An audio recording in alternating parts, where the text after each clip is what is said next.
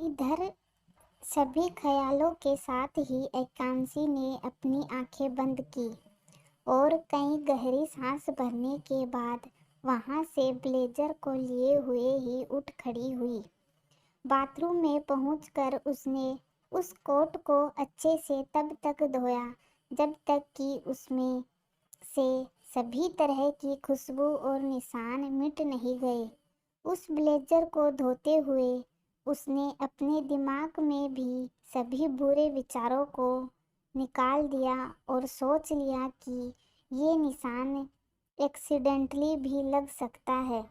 वो सिर्फ लिपस्टिक के निशान को आधार मानकर अपने प्यार पर से यकीन नहीं खो सकती। दूसरी तरफ अयांश कमरे से निकलकर सीधे राघव के कमरे की ओर बढ़ गया और वहां पहुंचकर उसने राघव के उदास चेहरे को नोटिस करते हुए पूछा, क्या हुआ? क्या तुम्हारी तबीयत ठीक नहीं है? नहीं नहीं सर, मैं ठीक हूँ। कल रात मैंने थोड़ी ड्रिंक कर ली, इसलिए मेरा चेहरा ऐसा लग रहा है। झट से जवाब देते हुए राघव ने अपना ऑफिस बैग से अयांश का लैपटॉप निकाला और उसे सोफे के सामने टेबल पर रखकर ऑन करते हुए बोला, सर, एमएलए के बेटे को मैंने गिरफ्तार करवा दिया था, लेकिन उसे छुड़वाने वाले खुद उसके डैड ही थे। वैसे तो मैंने आपकी मीटिंग उनसे फिक्स कर दी है, लेकिन आपको उनसे इस टॉपिक पर बात करना सही लग रहा है क्या? मेरा मतलब है, आप मुंबई के चीफ को अच्छे से जानते हैं। आप मिसेज आदित्य को अच्छी तरह प्रोटेक्ट करवा सकते हैं और उस बदमाश को भी अच्छी सजा भी दिलवा सकते हैं।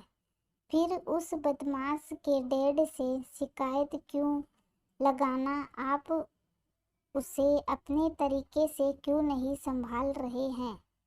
ऐसा करने से उसे लगेगा कि कोई खूनी या उसे किडनैप करने वाला उसके आसपास है, जिससे वो कहीं भी जाने से या घुल मिल कर जीने से डरने लगेगी। मैं उसे घुटन या डर में नहीं देखना चाहता। उस लड़के के डैड से बात करने पर वो उसे समझा सकते हैं कि वो मेरी पत्नी से दूर रहे, जो कि कोई पुलिस चीफ नहीं करेंगे। अयांश, जो कि लैपटॉप के कीबोर्ड पर बटन प्रेस कर रहा था, इतना कहने के बाद चुप हो गया। अपने हाथ को कीबोर्ड से हटा कर सीधा बैठ गया। अयांश को सीधा बैठा देख राघव ने कुछ नहीं कहा। अपने मुंह को खोला, लेकिन उसी एक भी शब्द बाहर नहीं निकले। पहले ही उसने लैपटॉप से आती आवाज में हेलो मिस्टर अयांश सुनाई पड़ी, जिससे उसने अपने शब्दों को निगल लिया और चुपचाप बेड पर बैठ गया। अयांश को गंभीरता से बातें करता देख जब 10 मिनट गुजर गया, तब अचानक ही उसे राजीव का मेडिसिन खरीद लाने की बात याद आ गई, जिससे वो बिना अयांश को डिस्टर्ब किए कमरे से बाहर चला गया ताकि वो दवाई को खरीद कर राजवी को दे सके। इधर दूसरी ओर एकांशी काफी पहले ही रेडी होकर अयांश का इंतजार कर रही थी।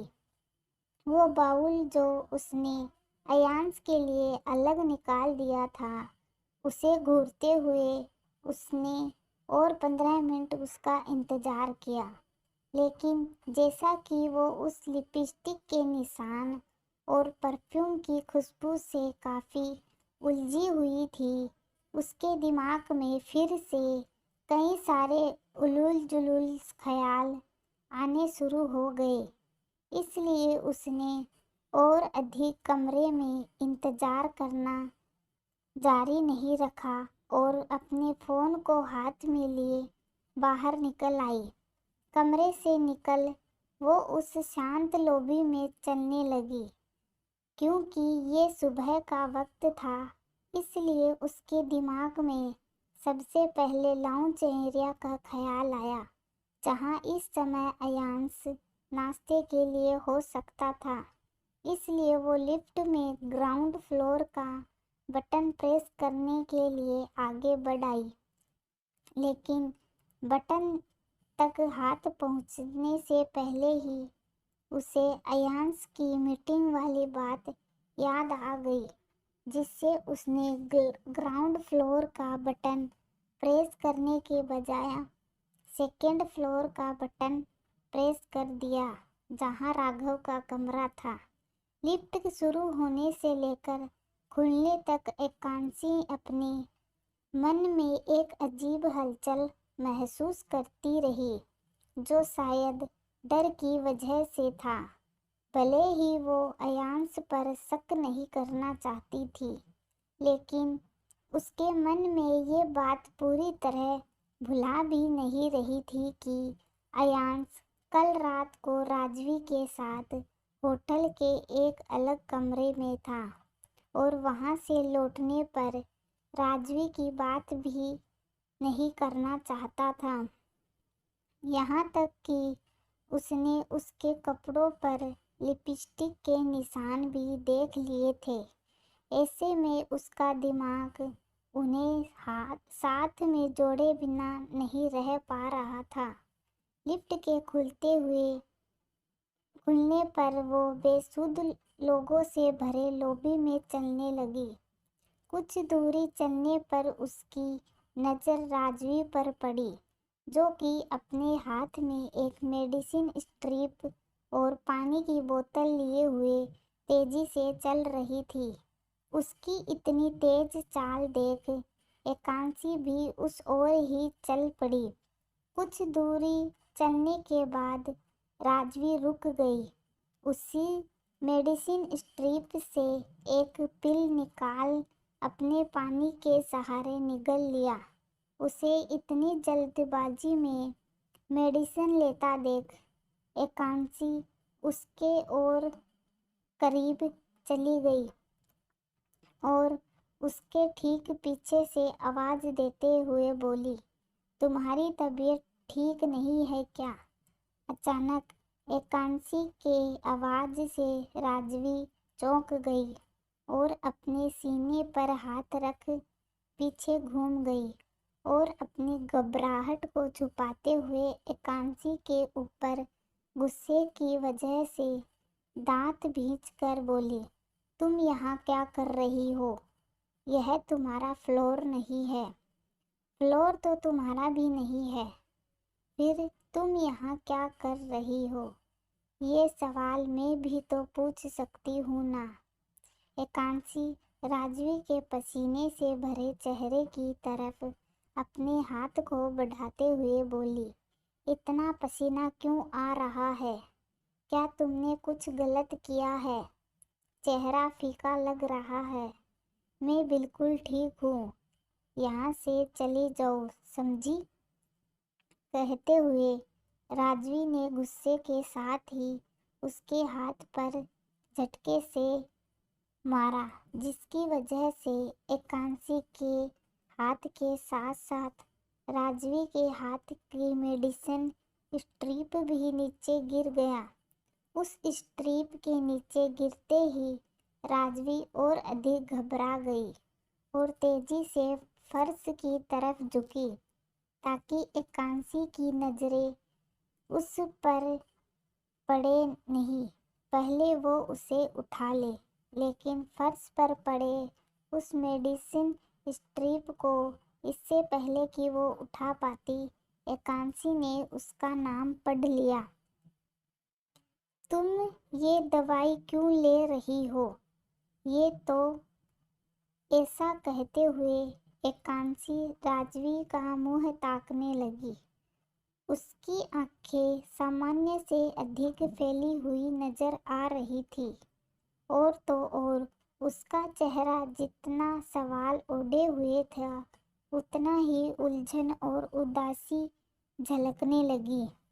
अन्याय से ही उसके दिमाग में कल रात से लेकर अब तक की हुई घटना के बाद एक अजीब चीजें जुड़ने लगी और वो एक लम्हे बिल्कुल स्थिर खड़ी रही और खो सी गई। तभी उसे उसके ख्यालों से बाहर लाते हुए राजवी ने वो मेडिसिन स्ट्रिप उठा लिया और मुड़ कर जाने लगी। लेकिन एकांशी, जो कि अपने कई सारे सवाल का जवाब ढूंढ रही थी, बिना देर किए उसके सामने जाकर खड़ी हो गई। तुम ये मेडिसिन क्यों ले रही हो, वो भी इस वक्त? क्या कल रात तुम और अयान? इतना कहते हुए कांसी आगे के शब्दों को कह भी ना सकी और उतने में ही उसके आंखों से आंसू झरने की तरह बहने लगे। वहीं राजवी एकांशी को बेमतलब का रोता देख हैरान हो गई। वो समझ नहीं पाई कि अचानक उसे क्या हो गया था, लेकिन कुछ पलों तक एकांशी को ऑब्जर्व करते रहने के बाद उसे कहीं ना कहीं समझ आ गया कि एकांशी क्या सोच रही है। इसलिए उसने भी उस स्ट्रिप को बेझिझक उसके आगे कर दिया और कुछ सोचते रहने के 2 मिनट बाद मुस्कुराते हुए कहने लगी, इन पिल्स बारे में पूछ रही हो? अयांश ने मुझसे ये छुपाने को कहा था, लेकिन किस्मत देखो, ये खुद चाहती है कि तुम्हें भी सच्चाई पता चल जाए।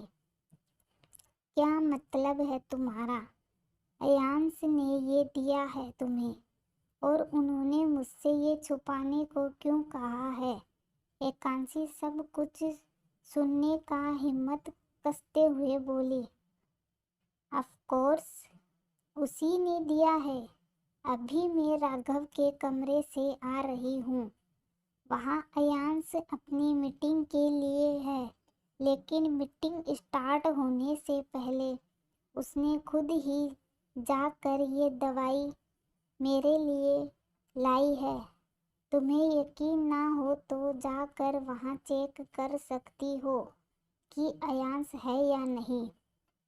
राजवी एकांशी की वेदना से भरी भाव को देख मुस्कुराते हुए कहे जा रही थी, बिना अपने शब्दों के भार को जाने कि उसके शब्द किस तरह एकांशी को अंदर तक तोड़ रहे थे।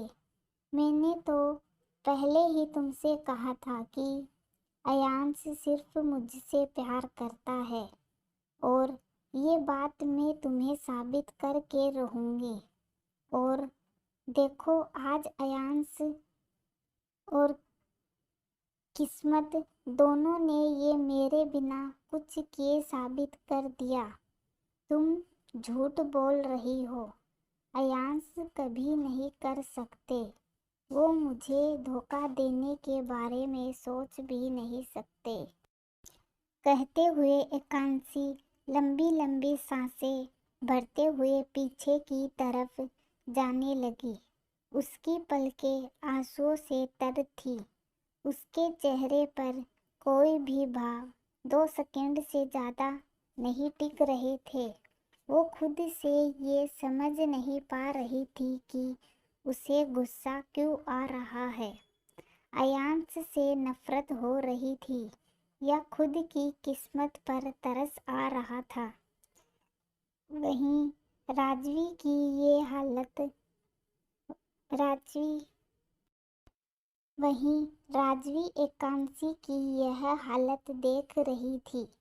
उसकी आंखों की चमक और होठों की तिरछी मुस्कान उसके अब तक के सारे तनाव को गायब कर चुका था। वो इतराते हुए बोली, तुम्हें अब भी यकीन नहीं हो रहा है? उफ, कितनी बेवकूफ़ हो तुम। तुम ही बताओ, एक लड़का और एक लड़की तन्हा होटल के एक वीरान रूम में क्या कर सकते हैं? जहाँ उन्हें डिस्टर्ब करने वाला तुम जैसी लड़की भी नहीं थी। क्या तुम 3 साल की बच्ची हो जो मैं तुम्हें सब कुछ डिटेल से समझाऊं? राजवी के सभी शब्द एकांशी के दिल में सुई की तरह चुभ रहे थे और उसके सारे सवालों के जवाब में राजवी और एक अयांश के बीच गहरा रिलेशन ही उभर कर आ रहा था।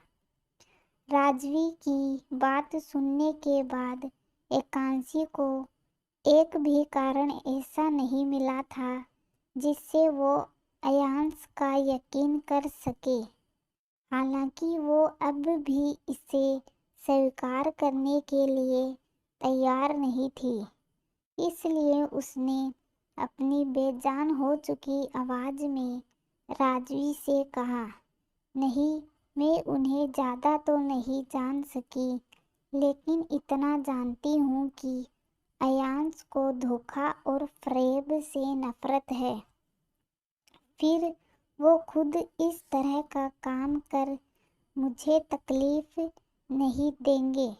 मुझे उन पर पूरा यकीन है। मैं नहीं कर सकती किसी भी इंसान या भगवान का यकीन। मेरा अयांश के लिए प्यार इतना कमज़ोर नहीं है कि मैं किसी के भी बात का यकीन कर लूँ।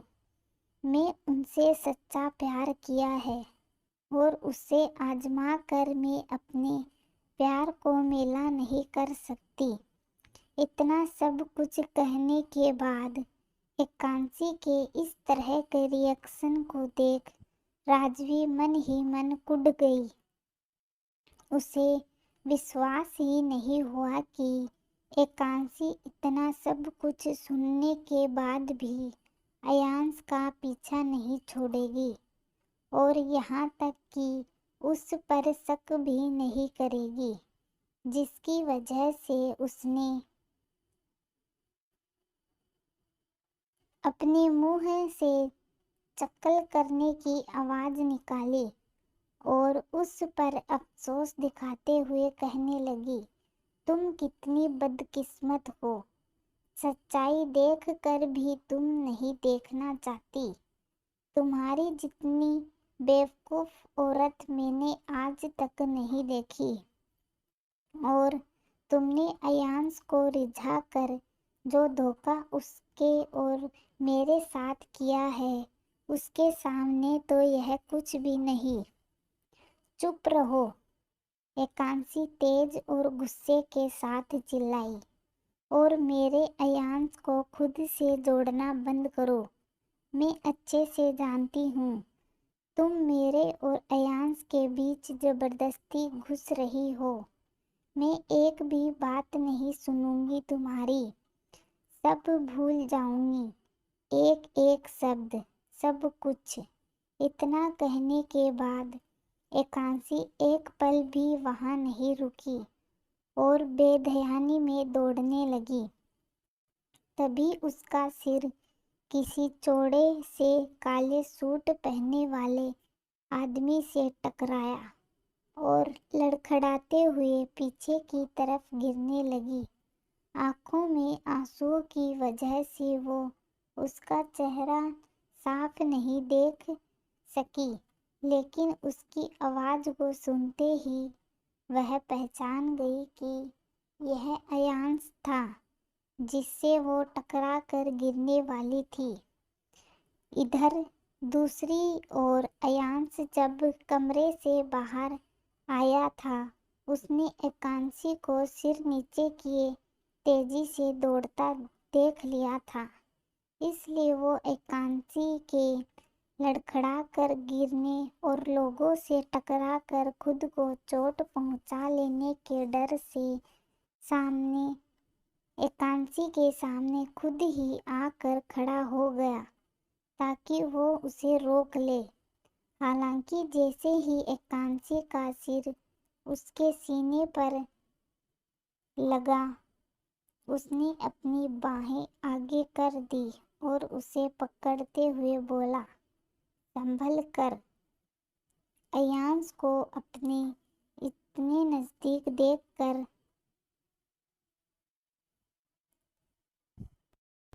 एकांशी अपने जज्बात पर नियंत्रण नहीं कर सकी और अचानक ही अयांश को झपट कर उसे अपने सीने से चिपका लिया, जैसे वो उसे कभी नहीं छोड़ेगी।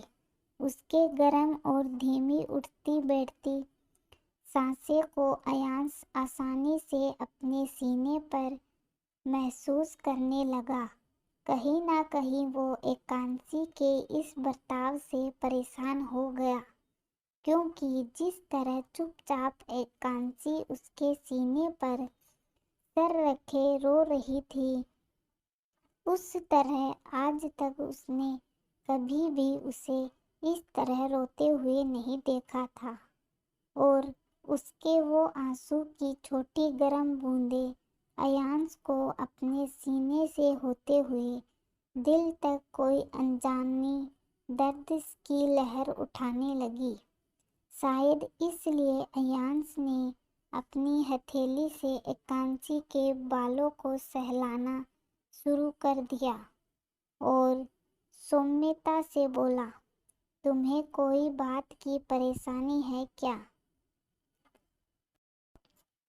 भाग 146। मुंबई में अपने बेटे नक्श को एक मिडिल क्लास लड़की को शादी के लिए प्रपोज करता देख सुनीता मन ही मन गुस्से से जल उठी। लेकिन जैसा कि इस वक्त ऑफिस के सभी एम्प्लॉय की नज़र उन्हीं दोनों के ऊपर थी, इसलिए उन्होंने कोई भी प्रतिक्रिया नहीं दिखाई और चुपचाप आरोही को घूरते हुए वहां से निकल गई। अपनी माँ को वहां से दूर जाता देख नक्श ने झट से आरोही को छोड़ दिया और बिना कुछ कहे अयांश के केबिन की ओर बढ़ गया। वहीं आरोही, जो अभी भी सदमे में स्थिर खड़ी कहीं डूबी हुई थी, उसके कुछ कोवर्कर द्वारा हिलाकर उसकी चेतना से वापस लाया गया। आरोही, तुम और नक्श कब से एक दूसरे को डेट कर रहे हो? एक एम्प्लॉय ने पूछा। तभी वहां मौजूद एक और लड़की ने हैरानी से कहा, क्या इसलिए तुम हम दोनों को साथ आते हो, साथ ही में जाते हो? तुम दोनों क्या ही एक घर में रहते हो क्या? तुम दोनों लिविंग रिलेशनशिप में तो नहीं हो ना? उसका कहना खत्म ही हुआ था कि उसी पल वहां खड़ी दूसरी लड़की ने कहा, नक्श सर ने तो काफी बोल्ड स्टेप लिया है आज। आरोही, तुम्हें लगता है मिसेज आदित्य तुम दोनों के रिश्ते को परमिशन देंगे? उन सभी उत्सुक लोगों के चेहरे और सवाल को सुन आरोही काफी उलझ गई। उसे इस समय किसी के सवाल का जवाब नहीं सूझ रहा था, इसलिए उसने उन लोगों के भीड़ से निकलने के बारे में सोचा और हल्की मुस्कुराहट के साथ बोली, मुझे वॉशरूम जाना है। वहाँ से लौटने के बाद मैं सभी के सवालों का जवाब दूंगी। Please excuse me. ठीक है, हम इंतज़ार करते हैं, हमें तो सब कुछ जानना है। वहाँ खड़ी लड़कियाँ और लड़के के समूह में आवाज़ आई, जिस पर आरोही जबरदस्ती की मुस्कान ओढ़े उस जगह से चलने लगी। वॉशरूम की तरफ बढ़ते हुए उसने जल्दी से अपने रास्ते को बदल लिया और अयांश के केबिन के दरवाजे पर बिना नॉक किए अंदर चली गई। केबिन के अंदर नक्श अपने सिर पर हाथ रखे संज्ञाहीनता के साथ फर्श को घूरे जा रहा था। जिसे देख आरोही ने कहा, नक्स, आपने अभी अभी क्या किया है? आखिर क्या था वो? आपको अंदाजा भी है कि सभी मुझसे किस तरह के सवाल कर रहे हैं? आप सच में प्यार? वो इतना ही बोल सकी थी कि उसी समय नक्स सोफे पे उठते हुए बोला, बाहर जो भी मैंने किया इसके लिए आई एम सॉरी। मुझे तुम्हें किस नहीं करना चाहिए था, पर तुम फिक्र मत करो। भले ही प्यार वाली बात झूठी थी, लेकिन शादी शादी करूँगा तुमसे, बेशर्त हम अपने रिश्ते को आगे नहीं बढ़ाएंगे। मेरा मतलब है कि अगर तुम प्रेम के साथ रहना चाहती हो तो हम भाई बहन की एक औलाद होने तक ही, उसके बाद मैं तुम्हें आज़ाद कर दूँगा। हम किसी भी तरह के फिजिकल रिलेशन में नहीं आएंगे। ऐसा कहते हुए नक्स आरोही के बिल्कुल करीब पहुंच गया और उसके दोनों कंधों को मजबूती से पकड़ते हुए आंखों को उम्मीद लिए बोला, मुझ पर इतना एहसान कर दो। एक दोस्त होने के नाते मैं तुम्हें उसकी रिक्वेस्ट करता हूँ। आरोही, जो नक्स के पहले की गई सारी हरकतों से कहीं ना कहीं खुश थी, उसकी इस वक्त की सारी बातों को सुन उदास हो गई। खुशी से चमकता उसका चेहरा एक पल में ही कुलमुला गया और उसने किसी भी तरह से खुद के आंसुओं को आंखों में ही कैद करना शुरू कर दिया। आरोही, क्या तुम मुझे सुन रही हो? आरोही को कहीं खोया हुआ सा महसूस कर नक्स ने दोबारा कहा। आरोही ने अपनी निगाहों को उठाकर उसकी उम्मीद से भरी निगाहों में मिला दिया और लगभग 3 मिनट बाद अपने लड़खड़ाते शब्दों पर नियंत्रण बांधते हुए बोली, आप मुझसे शादी करने को कह रहे हैं।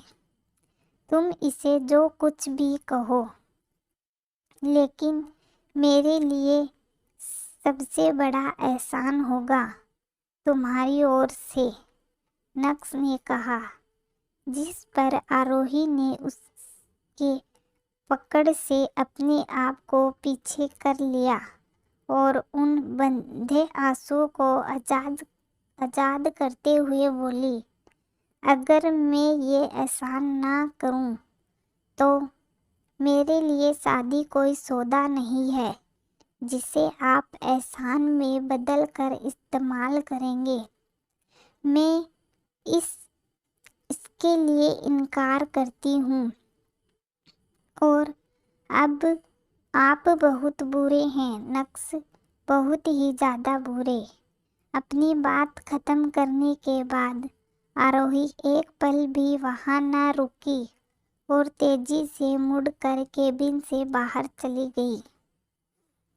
वहीं नक्स ये सब अच्छे से समझता था कि किसी भी लड़की के लिए ऐसी बात सुनना मुश्किल ही होगा, इसलिए उसने आरोही का पीछा नहीं किया और खुद में ही बड़बड़ाया, मुझे शायद उससे यह नहीं कहना चाहिए था, वो सही है, मैंने उसकी फीलिंग को हर्ट कर दिया। अपने फैमिली मैटर में उसे इस्तेमाल नहीं करना चाहिए था। दूसरी ओर आरोही केबिन से निकलकर सीधे अपने डेस्क तक गई। वहां से अपने बैग को उठाकर बिना किसी से कुछ कहे या अपने को कोवर्कर के सवालों का जवाब दिए लिफ्ट की तरफ बढ़ गई। लिफ्ट के अंदर पहुंच उसने ग्राउंड फ्लोर का बटन प्रेस कर दिया।